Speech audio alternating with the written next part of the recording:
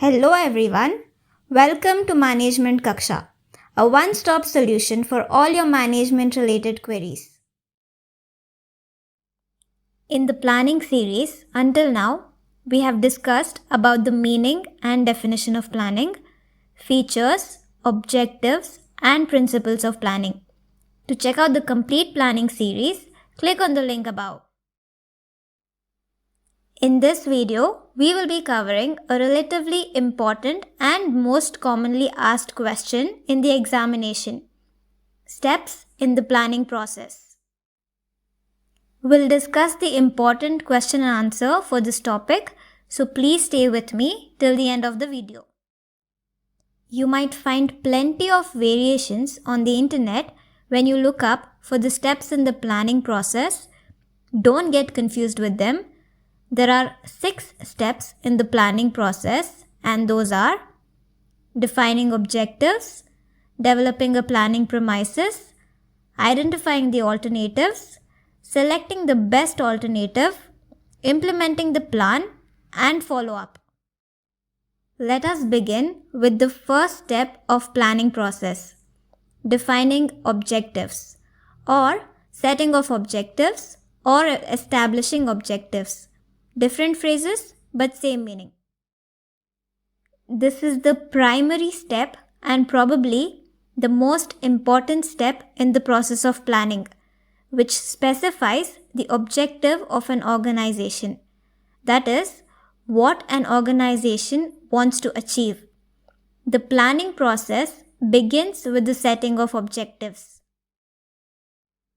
Objectives are the end results which the management wants to achieve by its operations. They are specific and measurable in terms of units.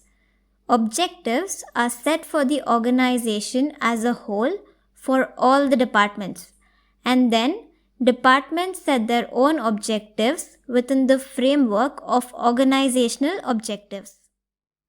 We are taking the example of 1 plus to explain this concept. Disclaimer: this is just a case study and does not include the actual figures. 1 plus sets the objective to sell 50 lakh units in the year 2022, which is the double of the current sales. So this is the first step of planning process for 1 plus, which is the setting of objectives. The next step, or the second step, would be developing a planning premises. Planning is always done keeping the future in mind. However, the future is always uncertain. So in the function of management, certain assumptions will have to be made. These assumptions are the premises. Such assumptions are made in the form of forecast, existing plans, past policies, etc. Such events are external in nature and affect the planning adversely if ignored.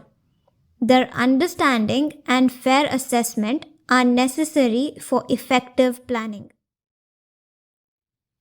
1 plus has set the objective of 50 lakh unit sale on the basis of forecast done on the premises of favorable government policies towards digitization of transactions. The third step in the planning process is identifying the alternatives. There is no one way to achieve the objectives of the firm. There is a multitude of choices. All of these alternative courses should be identified. There must be a ton of options available to the manager. For example, 1 plus has many alternatives like reducing price, increasing advertising and promotion, after-sales service, etc. The fourth step is to select the best possible alternative. After the alternatives are identified, it is crucial to evaluate and closely examine each of the alternative plans. Every option will go through an examination where all the pros and cons will be weighed. The alternative plans need to be evaluated in the light of organizational objectives, and then the choice is made. After the alternatives are identified, the managers at OnePlus will evaluate and choose the best plan that is capable of achieving the objectives in the best and most efficient manner possible.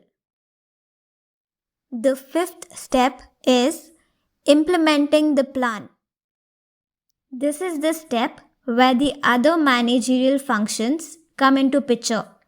It is concerned with doing what is required.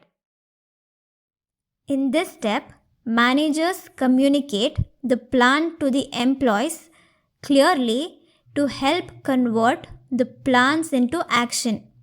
The successful implementation of a plan depends to a large extent on the wholehearted cooperation of the employees.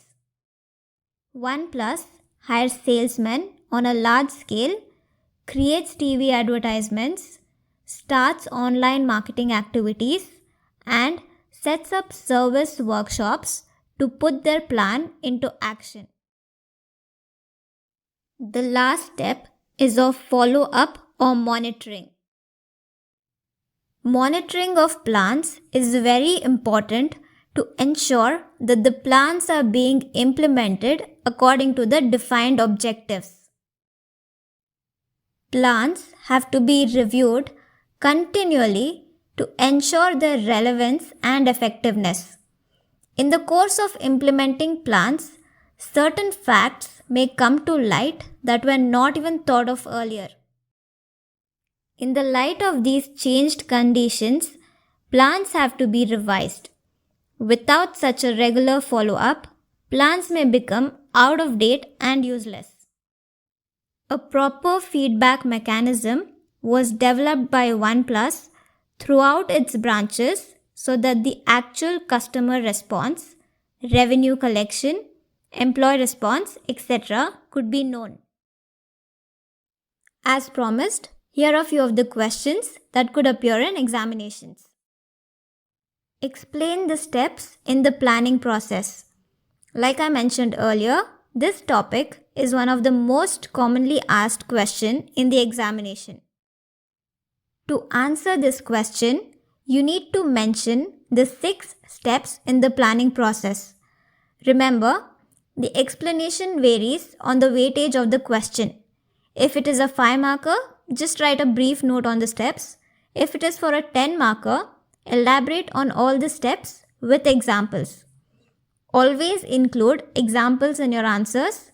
This is the best way to capture examiner's attention and get the desired score. To see whether plans are being implemented and activities are being performed according to schedule is a step of planning process. Identify the step and explain. Answer is the last step of the planning process, which is follow-up. You can elaborate on this. Which is the most crucial step in the planning process? Elaborate. Answer: defining objectives. If you like our videos, please don't forget to like, share and subscribe to Management Kaksha.